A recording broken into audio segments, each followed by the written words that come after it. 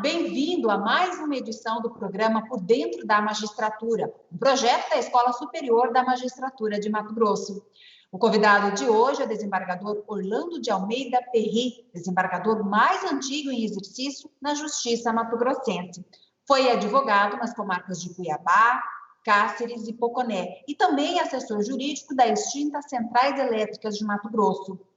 Em 1983, foi aprovado em primeiro lugar no concurso público para juiz substituto do estado de Mato Grosso e designado para a comarca de Tangará da Serra. Jurisdicionou ainda nas comarcas de Barra do Bugres, Barra do Garças, Cáceres e também Rondonópolis, até a sua promoção para a capital Cuiabá. Foi presidente da Associação Mato Grossense dos Magistrados e promovido a desembargador no ano de 1996, por merecimento. Foi presidente e corregedor do Tribunal Regional Eleitoral de Mato Grosso, presidente, vice-presidente e corregedor do Tribunal de Justiça de Mato Grosso. Atualmente compõe a primeira Câmara Criminal do Tribunal de Justiça e também é supervisor do GMF, o Grupo de Monitoramento e Fiscalização do Sistema Carcerário. Desembargador Orlando Perry, muito bem-vindo ao nosso programa.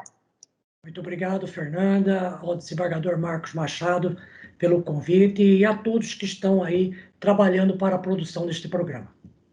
Também está conosco hoje o desembargador, diretor-geral da Escola Superior da Magistratura, o desembargador Marcos Machado. Como vai, desembargador?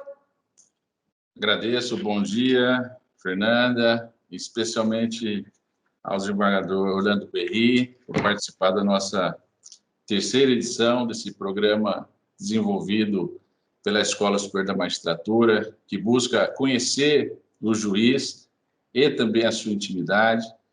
E nós queremos já de antemão colocar que o seu currículo já fala por si, mas nós temos aqui algumas indagações relacionadas à sua pessoa, aos seus pensamentos, às suas convicções, para que nós possamos retratar como experiência a magistratura estadual. Muito obrigado. Vamos então começar. Desembargador Perry, o Por Dentro da Magistratura tem como objetivo conhecer melhor o magistrado, os serviços por ele prestados e também as experiências vivenciadas, o que nós sabemos que o senhor tem de sobra. Vamos começar então falando de quando o senhor entrou na magistratura, porque o senhor era muito novo na época. Hoje, com a maturidade, olhando lá para trás, o que faltou para o senhor naquele juiz ou para aquele juiz lá do interiorzão do Mato Grosso? Eu entrei ainda muito novo na magistratura e eu me recordo bem, eu tinha uma aparência de menino. E alguém me disse, e eu absorvi essa ideia, de que era preciso que eu me apresentasse como uma pessoa mais velha para ter mais seriedade e credibilidade. E eu caí nessa conversa e deixei crescer o meu bigode. E durante, acho que uns 10 anos, eu usei bigode na magistratura para parecer ou aparentar um pouco mais velho e transmitir um pouco mais de confiança aos jurisdicionados. Uma grande bobagem que fiz na minha vida, né? Hoje nós vemos aí muitos jovens entrando realmente com cara de guri e nem por isso eles precisam deixar crescer um cavanhaque, um bigode, né, para ter mais um ar maior de seriedade, né? Mas foi um grande desafio para mim. Chegar em Tangará da Serra, em 7 de dezembro de 1983, e assumir. Eu me recordo bem que naquele dia estava tendo um grande júri na cidade. Era um júri de, salvo engano, de um vereador que havia matado uma pessoa na cidade e o fórum estava lotado. E eu cheguei naquele instante e eu não conhecia o processo para realizar o júri, e quem estava programado para fazer o júri era o juiz de Barra do Bugres, que era o José Silvério Gomes. Então, para que eu não assumisse a presidência do processo e tivesse que realizar aquele júri, eu esperei para tomar posse após o início do júri, né? Senão talvez eu tivesse que ser adiado e existia a população toda da cidade se fazia presente no fórum naquele dia, né? Então, esta foi a primeira experiência que me marcou. Mas foi um grande desafio, ainda novo, assumir a magistratura. Eu tinha em torno de pouco mais de 25 anos de idade, e foi um grande desafio assumir uma comarca como Tangará da Serra, que também nascia como eu na magistratura. A comarca havia sido criada há 6 meses. Ela foi criada em julho de 1983 e eu assumi em dezembro de 1983. Foi a maior e mais gratificante experiência que tive na minha vida de magistrado. O senhor falou aí das experiências gratificantes, mas eu imagino, a gente está falando de quase 4 décadas atrás, que haviam muitas dificuldades.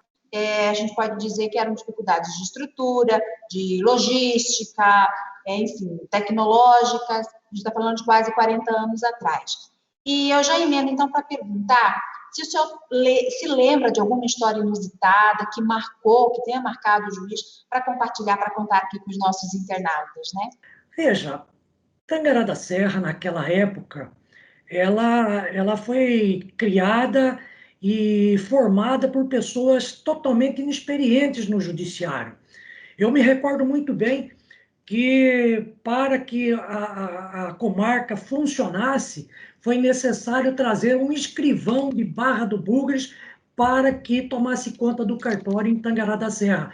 E esse escrivão se chamava Joãozinho e foi trazido pelo tabelião do 2º ofício de Tangará da Serra, que naquela época, quem tocava as escrivanias eram os oficiais dos registros civis e de imóveis.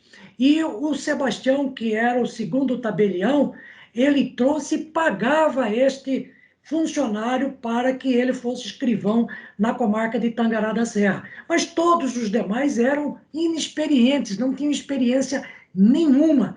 Eu me recordo, um dos oficiais de justiça foi pego a laço, um grande amigo meu hoje, Lázaro Fernandes. Ele era sapateiro. Ele mal sabia assinar o nome. E ele era oficial de justiça. Eu acho que ele aprendeu a escrever depois. Na verdade, ele andava com outro oficial de justiça, que era muito amigo dele, Juarez, porque era o Juarez quem fazia as certidões para ele, porque ele não sabia ler nem escrever. Então, esta era a situação de Tangará da Serra. Todos os funcionários eram inexperientes, né? Todos, indistintamente. Ok, desembargador Marcos Machado, fique à vontade para fazer a primeira pergunta do senhor, né, para o nosso convidado, por favor. Desembargador Orlando, eu sempre tive uma questão relacionada à sua carreira que me intrigou, né? Mas nós nunca tivemos a oportunidade de dialogar a respeito. Vossa Excelência é filho e sobrinho de membros do Ministério Público. Inclusive, tanto vosso pai como vosso tio foram referências dentro do Ministério Público, na história da instituição. E, inclusive, homenageados ao longo dos anos. Eu, quando ingressei no Ministério Público em 94, já tinha-os como referência, embora já aposentados.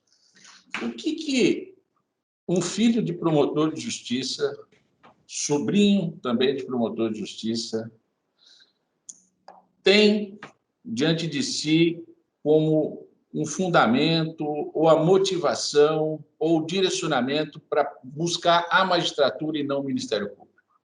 Como é que isso ocorreu durante a sua faculdade, na sua atividade de advogado? O porquê da magistratura? Veja só, desde que eu me formei, eu comecei a me preparar para a magistratura, especialmente para a magistratura. De antemão, eu via que eu não tinha muito traquejo para a advocacia, porque a advocacia você precisa principalmente saber cobrar. Meu pai sempre dizia a mim, falou, meu filho, o bom advogado é ser aquele que sabe meter a mão no bolso do cliente.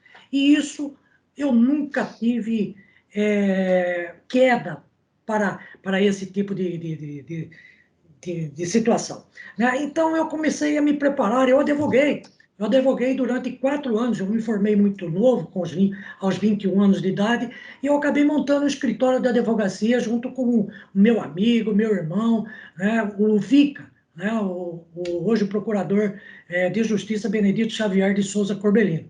Foi a melhor fase da minha vida, montamos escritórios, mas nós éramos muito novos naquela ocasião, né? O que valia mais era a farra que nós fazíamos com o dinheiro, com um pouco dinheiro que nós ganhávamos na advocacia. Quando a gente ganhava alguma coisa, a gente viajava, ia para o Rio de Janeiro. Naquela época era muito mais diversão do que seriedade, né? Na profissão, embora sempre tenhamos trabalhado com muita seriedade.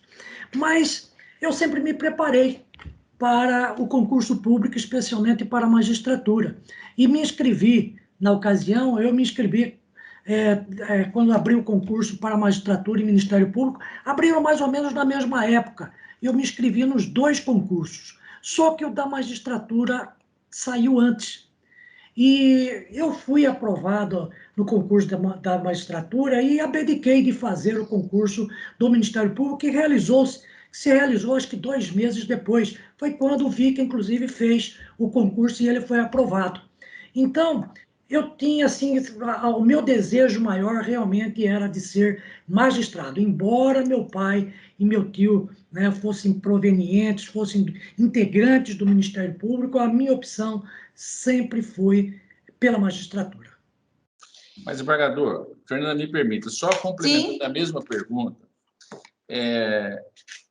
eu gostaria de saber a motivação, porque, ao contrário de Vossa Excelência, a minha situação foi inversa, né? Meu pai era juiz e eu fiz a faculdade me espelhando em alguns professores que eram do quadro do Ministério Público e também de alguns promotores de Rondonópolis, né, que me inspiraram, entre os quais, né, o Dr. Valdemar Rodrigues dos Santos Júnior, e aí faço referência póstuma dele, e tantos outros que lá passaram por Rondonópolis, justamente quando meu pai jurisdicionava na área criminal. E eu tive o estímulo do meu pai para prestar o concurso do Ministério Público, por razões de convicção dele, porque, Vossa Excelência sabe, ele tinha um enfrentamento, né, com o tribunal, em defesa das suas convicções, da sua independência funcional. E o Ministério Público estava nascendo naquele momento, né, quando eu estava em formação com a nova Constituição Federal. O que eu desejo saber, desembargador Orlando, é se teve o fator externo também. O que lhe chamou a atenção para essa guinada? Né? Judicar, exercer a atividade de julgar, o que mais Vossa Excelência enxergou para essa opção pela magistratura?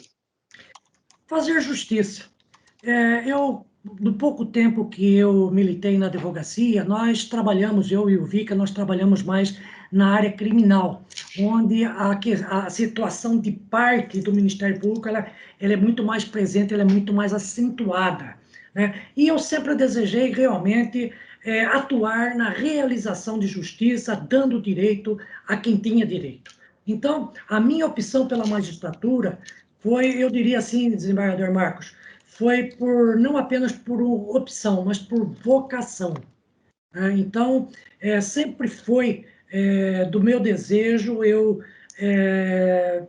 realizar a justiça. E eu via isso, a oportunidade de eu fazer isso era apenas na magistratura, porque o Ministério Público, muitas vezes, ele tem que assumir a posição de parte. E, como parte, eu já era advogado, mas ainda era pouco para mim. Eu queria estar do outro lado fazendo justiça, decidindo questões. Ok. Desembargador Perry, o senhor já passou, como nós dissemos, pelos 3 cargos da alta administração do TJ. Quais as experiências boas e ruins extraídas dessa jornada? Olha, a experiência mais gratificante que tive foi na Corregedoria Geral. Eu confesso a vocês que eu sempre tive o desejo de ser corregedor geral de justiça, nunca de presidente.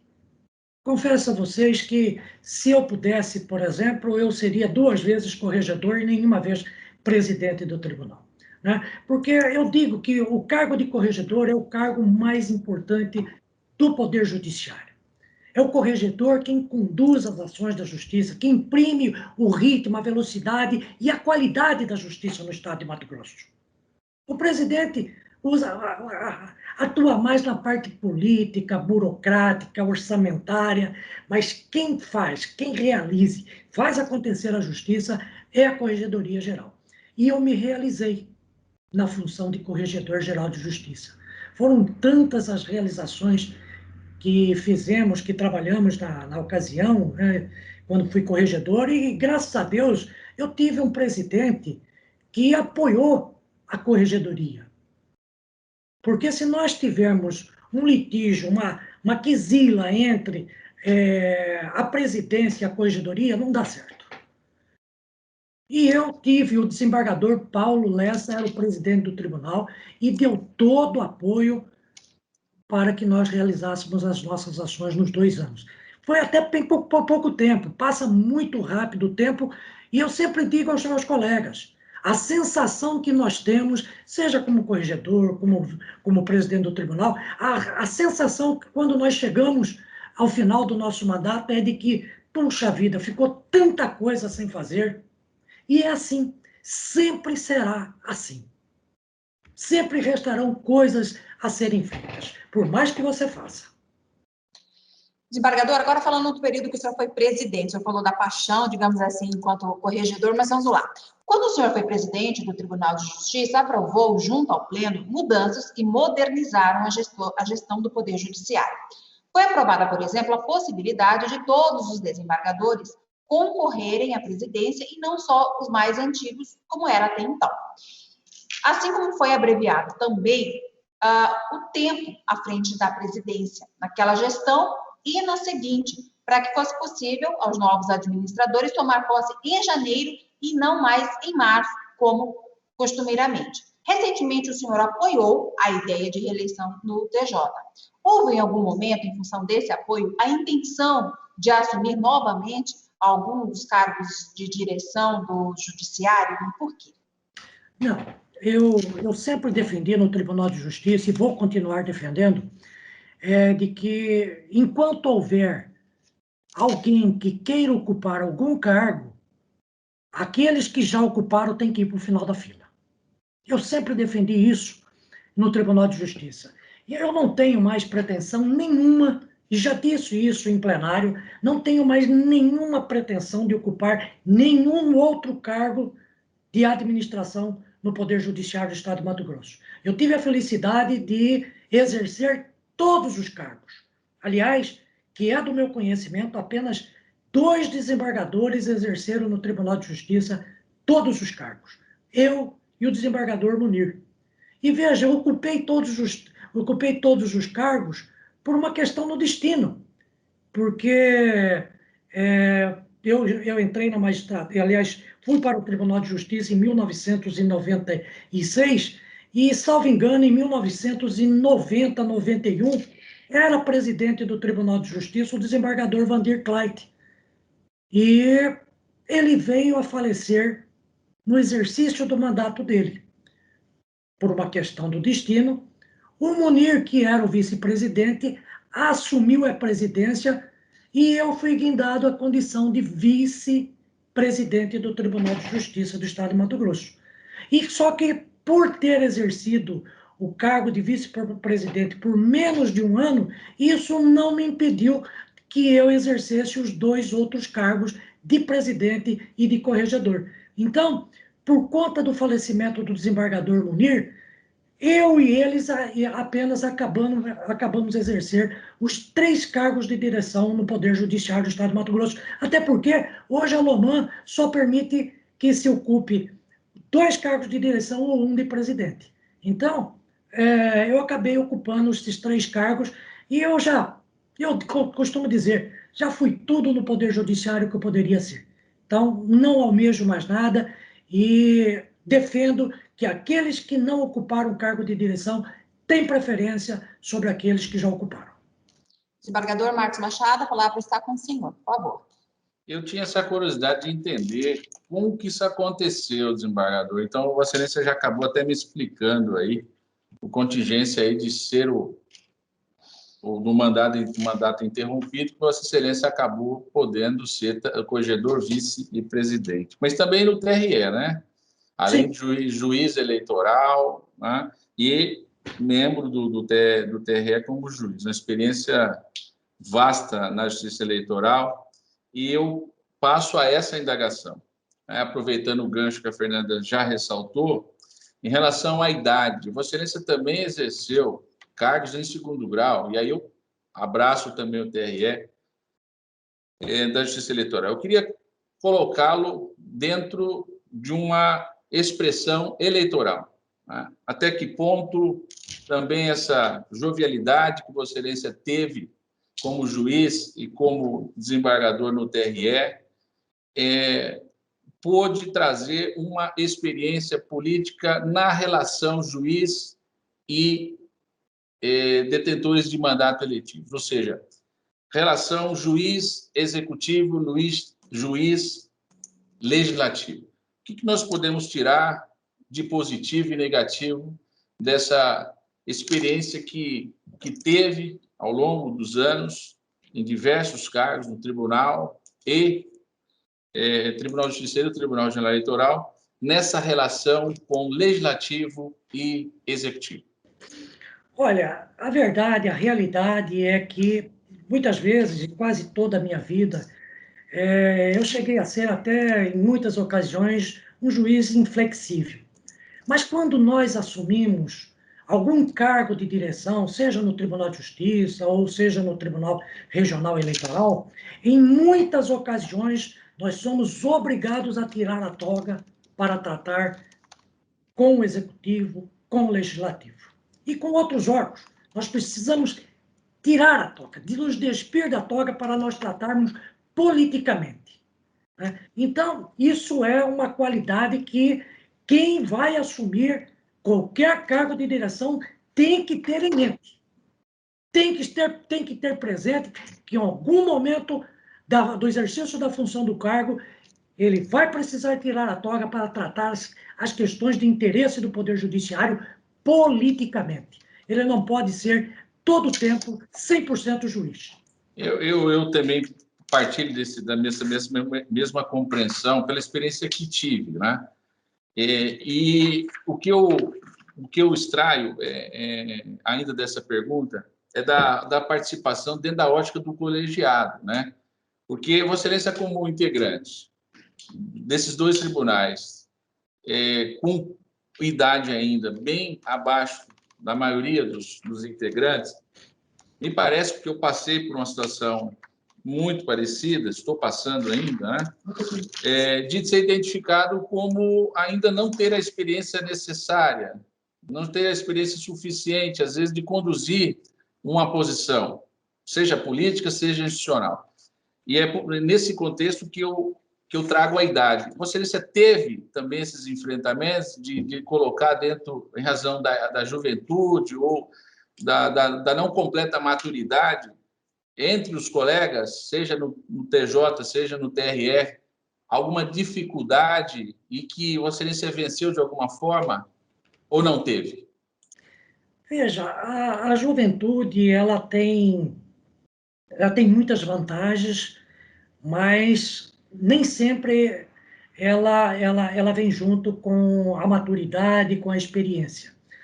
Evidentemente que hoje, né, já completando quase 28 anos de Tribunal de Justiça, desculpe, 38 anos de magistratura e 25 de Tribunal de Justiça, evidentemente que hoje eu sou um magistrado muito mais experiente do que era quando cheguei no Tribunal de Justiça aos meus 39 anos de idade, né? Então, hoje, o meu trato com os colegas, eu vejo que, inclusive, é melhor.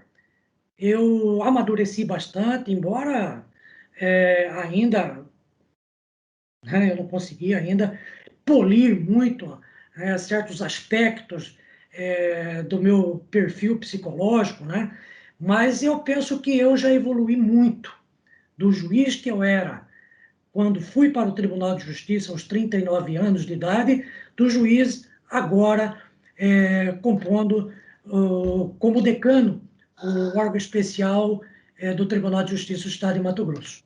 Então, eu acho que, eu falo, a natureza não dá salto. Então, as experiências que vivi ao longo desses quase 25 anos de Tribunal de Justiça, eu aprendi muita coisa e aprendi com os mais antigos.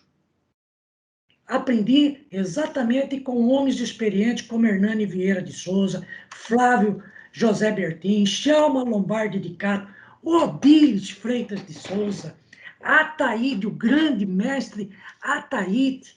Então, eu me sinto afortunado de ter chegado ao Tribunal de Justiça e ter convivido com homens dessa magnitude, desse calibre moral e intelectual, como esses aos quais me referi, e tantos outros, né? Tadeu Cury, tantos outros. Então, eu me sinto afortunado de ter vivido, né, com eles e me abebedado de muitas das suas experiências. Ok.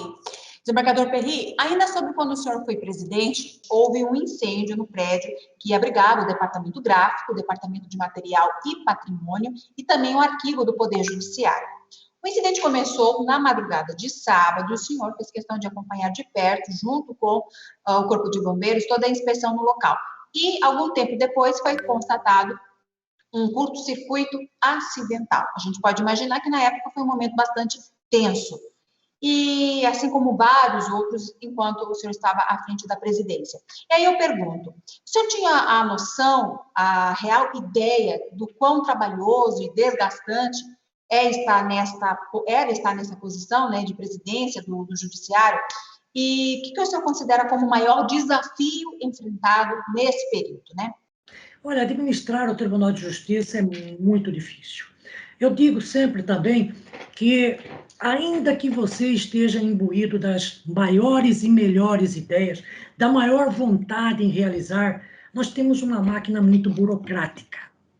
E por isso eu volto a insistir. A sensação, quando nós terminamos o mandato, é de que nós sempre poderíamos ter feito mais e mais. Mas as coisas não acontecem na nossa velocidade.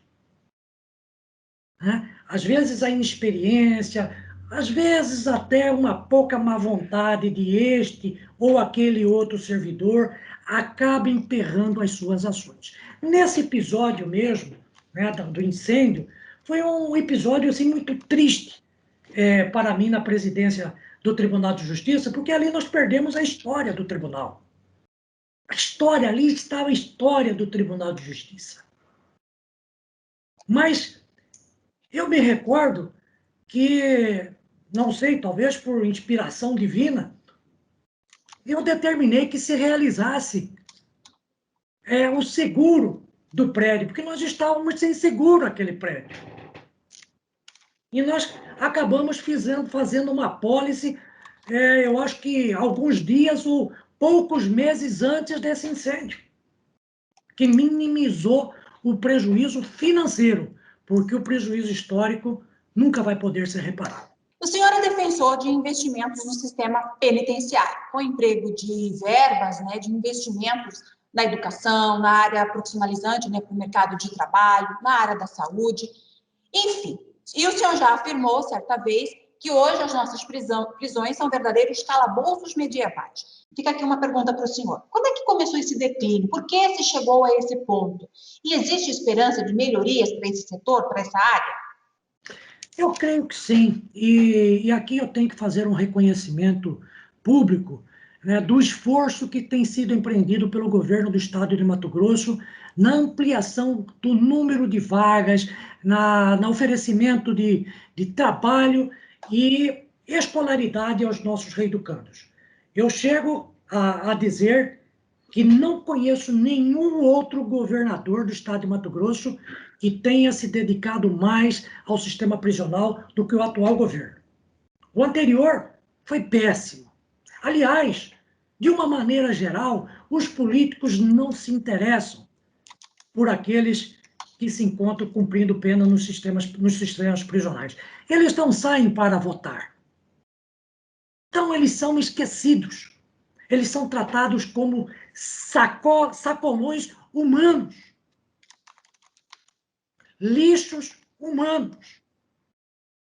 E esta ainda é a realidade do estado de Mato Grosso, como supervisor do grupo de monitoramento e fiscalização do sistema prisional, eu tenho a oportunidade de visitar 90% dos presídios no estado de Mato Grosso, e a situação ainda é dramática. Mas o governo do estado de Mato Grosso fez um TAC com o Ministério Público, com o Tribunal de Justiça, Tribunal de Contas, Controladoria, Defensoria, Ordem dos Advogados, se comprometendo a quase que dobrar a capacidade de vagas no estado de Mato Grosso até o final do ano que vem. Este ano mesmo, nós já deveremos ter criado e aproveitado aproximadamente de 2.000 a 3.000 vagas, o que vai, evidentemente, dar uma folga para o sistema prisional. Mas isso não é o mais importante. O mais importante é o trabalho e a educação que precisa ser feito com os nossos reeducandos. Não basta apenas encarcerar e dar a eles uma determinada comodidade, uma mínima comodidade a eles. É preciso que eles se transformem, né? Realmente eles se ressocializem para que eles possam voltar a conviver em paz na sociedade. E isso não é possível da maneira como os nossos presos estão sendo tratados hoje, como lixos, como bolsões humanos dentro do nosso sistema prisional. Desembargador Marcos, por favor, fique à vontade. Bom, eu quero, antes de encaminhar minha última pergunta, desembargador Orlando, lhe parabenizar por essa iniciativa, que, na verdade, não é só uma única ação, né? É uma ação continuada que Vossa Excelência vem desenvolvendo, e aqui eu registro também do empenho, do comprometimento do juiz Geraldo Fidelis nessa causa. E eu quero crer o seguinte: um dos grandes dilemas que eu tinha, e eu nunca vi juiz, à época em que foi promotor, ter essa preocupação. Que bom que o judiciário hoje está voltado para o sistema prisional, onde há vidas. Há, obviamente, a necessidade de restrição à liberdade por conta de atos criminosos. Mas é preciso que haja unidades de recepção, de internação ou mesmo de encarceramento em condições humanas, dignamente. Assim podemos dizer, condições básicas, né? Que assegure a dignidade humana. E é impressionante a revolução que Vossa Excelência tem feito.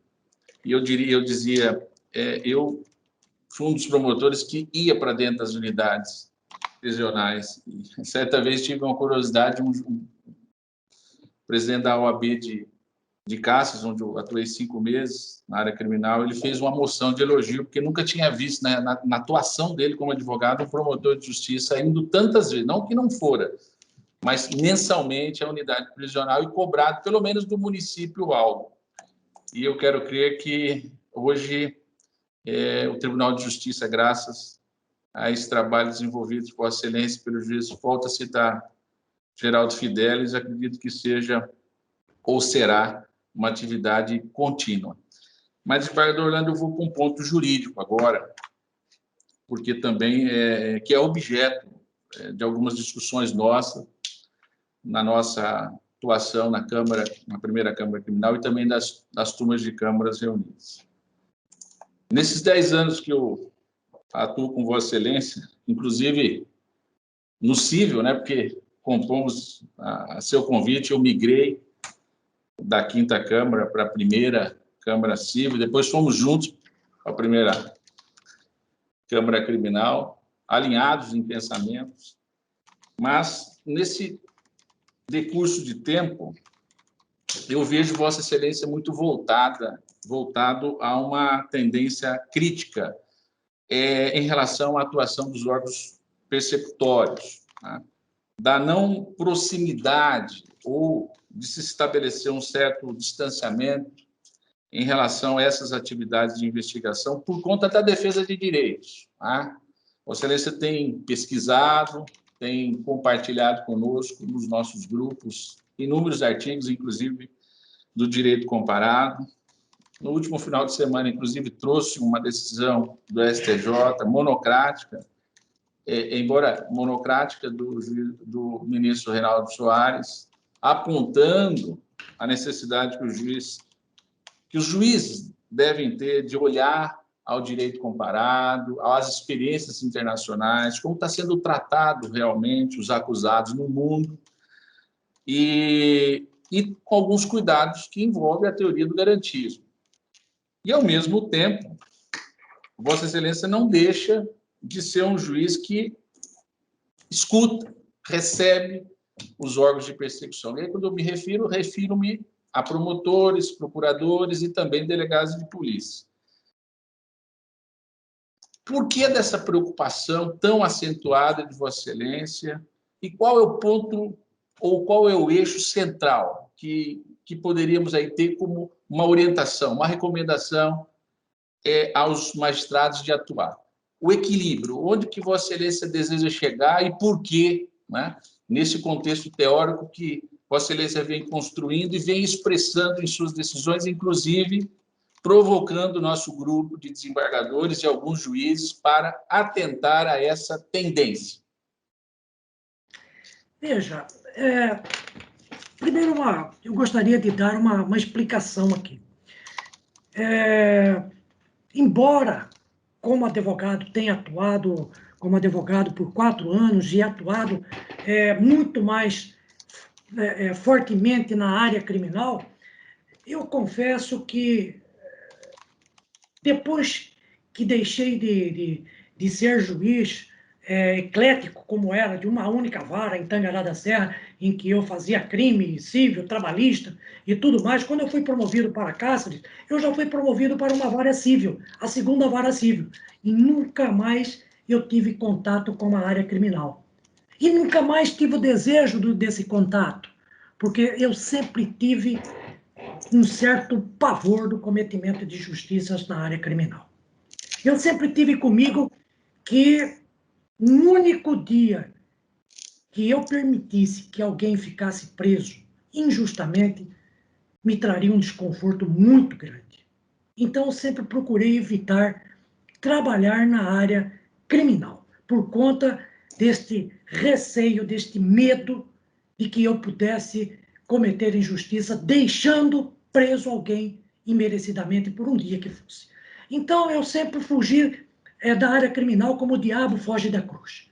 Mas por uma coisa do destino, talvez uma obra divina, quando eu deixei a presidência do Tribunal de Justiça, por disposição regimental, eu deveria ir para o lugar de alguém, de quem estava entrando na presidência. E esse alguém era o desembargador Paulo da Cunha, que me sucedeu na presidência. Confesso que eu não queria ir para a área criminal. Tentei com muitos colegas fazer uma permuta para que eu retornasse à área civil, né, onde eu fiquei por 30 anos, exatos 30 anos. Até porque eu já não sabia mais nada de direito penal e processo penal, né? Então, eu acabei assim, para mim, eu sentia que eu ia ter muita dificuldade e muito receio de trabalhar com uma área tão sensível como é a área criminal. Mas eu devo confessar a vocês que hoje eu me sinto realizado na área criminal, porque ali eu tenho me sentido um verdadeiro juiz. Um juiz que corrige injustiças quando você retira um dia injusto da pena do réu, quando você o absolve de uma condenação injusta. Então eu me sinto hoje na área criminal juiz, o que eu já não estava mais sentindo na área civil. Então, hoje eu posso dizer que eu me encontro realizado na área criminal. E é exatamente isso, desembargador Marcos. A possibilidade que você tem uma maior possibilidade de você fazer justiça no crime é que me empolga hoje com a área criminal. E eu sou, de certa forma, Vossa Excelência sabe, que eu sou mais da linha garantista, embora eu seja inflexível com organizações criminosas. Mas aquela pessoa que vejo em condições de recuperar, e aqui eu parto do pressuposto de que todos podem ser recuperados, a não ser os psicopatas, os sociopatas. Esses não tem jeito. Esses Eu confesso a vocês que tem que ser aplicado até o direito penal do inimigo, claro, sem supressão de nenhuma garantia, mas tem que ser tratado com rigor para proteger a nossa sociedade. Mas eu me considero, sim, um juiz garantista. Tem que se respeitar, sim, todas as garantias constitucionais para que se possa condenar alguém. Então, eu tenho desenvolvido esse trabalho, essa linha de pensamento nas minhas atuações na área criminal. Às vezes até entrando em confronto com uma outra linha mais do laissez-faire, né, daquelas linhas mais duras. Né? Mas eu me sinto realizado hoje na área criminal por essa satisfação que eu tenho de diuturnamente estar promovendo a justiça. Desembargador, nós estamos caminhando para o final do nosso programa. Hoje, obrigada por estar aqui conosco, compartilhando sua experiência, sua trajetória com os nossos internautas. E aí eu vou fazer uma última pergunta, mas já aproveito para que o senhor faça suas considerações finais. Como é que tem sido a relação do senhor com a imprensa? E aproveitar, eu vou pegar um gancho, Fernando, me perdoa. Como é a relação dele, que é importante, porque ele tem um histórico dessa relação. E como deve ser, desembargador Orlando? Como que o juiz deve se portar em relação à mídia? Especialmente considerando que o tribunal tem, né, uma assessoria de comunicação, me parece que é um dos instrumentos, uma ponte importante que temos. A mídia é um motivo de preocupação que tenho na influência que a mídia tem perante o juiz nas suas decisões. E tenho lido bastante sobre isso. E não raras vezes os nossos juízes se deixam influenciar por aquilo, né, que a mídia dita, pela verdade que ela estabelece. Então o juiz precisa ter muito cuidado com a verdade da mídia. É preciso estabelecer boas relações com a mídia. Eu sempre, graças a Deus, eu sempre tive ótimas relações com a mídia. Não sou desse tipo de magistrado que fica dando entrevista. Aliás, eu evito entrevistas com a imprensa, principalmente quando se trata de casos polêmicos, de casos ainda que estão por se julgar.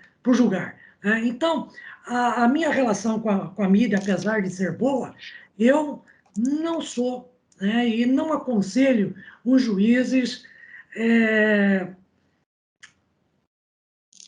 a ter uma relação muito íntima, muito próxima com a mídia. Isso pode afetar a prestação jurisdicional. Eu tenho receio, sim, daqueles juízes que se deixam influenciar pela mídia quando se trata de um caso polêmico, que terá repercussão negativa. O juiz que deixa se influenciar por aquilo que a sociedade quer, ele deixa de ser juiz. Ele tira a toga para tomar partido a respeito de uma posição muitas vezes querida e desejada pelo público. Quer se despedir? Suas considerações finais. Bom, eu quero agradecer, em primeiro lugar, ao desembargador Marcos por essa oportunidade de nós estarmos aqui batendo um papo sobre o judiciário, sobre a minha vida profissional. Né? Dentro de mais alguns anos eu vou estar me despedindo da magistratura. Eu digo que não sei se eu vou me adaptar muito bem à advocacia, porque muitas vezes eu vejo que eu tenho dificuldades, né, de advogar. Né? Advogar, isso significa tomar partidos, e a minha vida toda foi dedicada à magistratura, a uma forma de agir, de pensar, e eu vou ter que me habituar. Né? Se eu escolher a advocacia como minha outra profissão após a minha aposentadoria, eu vou ter que fazer muitas adaptações. Né? Mas eu jamais gostaria de deixar de estudar, de entender e compreender o direito, né? Esta ciência maravilhosa que eu escolhi para a minha profissão. Mas eu ainda quero contribuir bastante para a evolução do nosso judiciário. Já evoluiu muito do tempo que eu entrei em 1983 para 2021, é outra realidade. Jamais nós poderíamos pensar, naquela época, em 1983, que hoje nós estivéssemos trabalhando de casa, num processo com o processo digital, com o processo eletrônico, fazendo as audiências, né, por computador, por salas virtuais. Isso era inimaginável na época em que ingressei na magistratura, né? Então, eu ainda fico a pensar o que virá nos próximos anos. Como será a justiça nos próximos anos? Eu não me arrisco a dizer, digo que é inimaginável. Muito obrigado. Nós que agradecemos, nosso bate-papo foi bastante prazeroso. Desembargador Marcos Machado, o senhor gostaria de encerrar também esse bate-papo, fazer só alguma agradecendo, Fernanda, ao desembargador Orlando Perry, com quem tenho aprendido muito na atividade judicial. Ele inclusive, agora não puxa mais, mas já me puxou a orelha várias vezes para que eu deixasse a beca e vestisse a toga, mas o tempo é o senhor da razão, né? Então, e meu pai já dizia, né, que um bom juiz tem que ser estudante 5 anos, advogado 5 anos, depois 5 anos de judicatura, para aí ser considerado um bom juiz. E eu tive que passar pelo menos uns 5 anos levando puxão de orelha dele para entender o que ele dizia desde o início. Então, quero agradecer a ele por todo esse aprendizado, pela participação na nossa terceira edição, e também a você, Fernanda, mais uma vez, a Keila e toda a equipe da comunicação social do Tribunal por ter nos ajudado a concluir mais esse programa. E que façamos, na sequência, a nossa 4ª edição. Muito obrigado. Ok, desembargadores, mais uma vez, a gente que agradece por esse bate-papo virtual. Equipe técnica, obrigada pelo apoio. A gente encerra aqui mais um programa Por Dentro da Magistratura e até o próximo encontro.